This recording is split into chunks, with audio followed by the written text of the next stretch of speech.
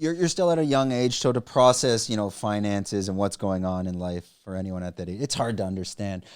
What was your parents' plan for the structure and coming to Thailand? Just kind of let's live off the savings, or were they going to establish something in Thailand as well to kind of keep you guys running? So my mum was already a teacher, and she's taught at some really, really good schools in Australia, and they knew that was an option, like teaching English.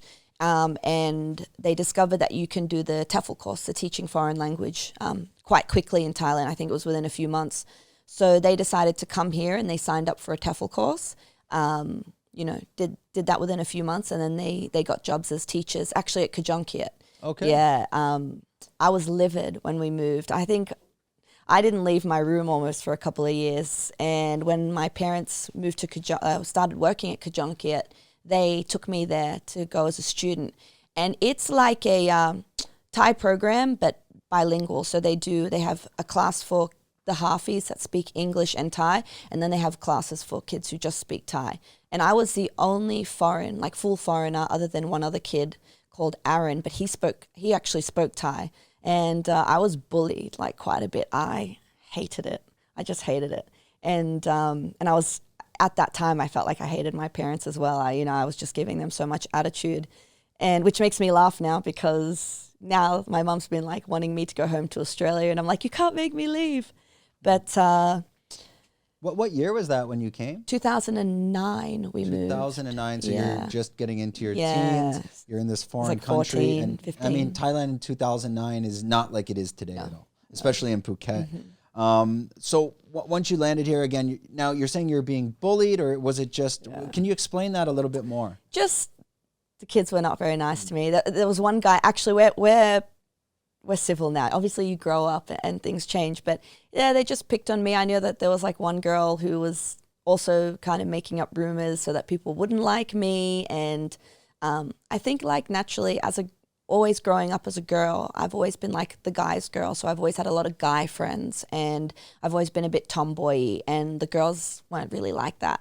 So I have in the past had a hard time fitting in with girl groups, or, and then the guys have usually taken me on board. But in this scenario, the dynamics weren't really like that. So I couldn't get really along with the girls, and the guys weren't really taking me on board. So I was very much I was a loner. I would say I was a loner. Well, I think it's an inspiring story more for parents out there living in the fucked up Western world today.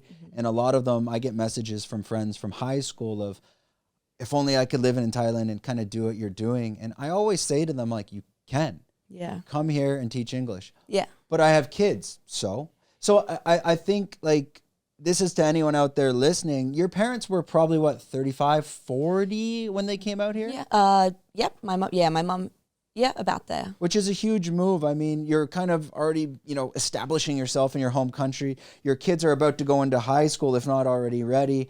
You have your life there, your family there, and you just get up and move and, fuck it, we're going to teach English. We're taking the kids. Let's start something new. Yeah, everyone told my parents they were crazy. They were oh, Thailand's so dangerous. What about your daughter? She's just growing up. What about her social life?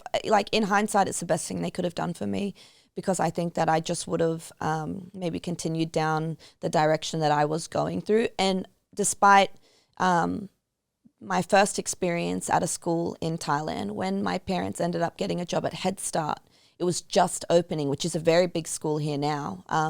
It's the next BIS, I guess. And I ended up going there, and I met my best friend Jan, who's still one of my best friends today.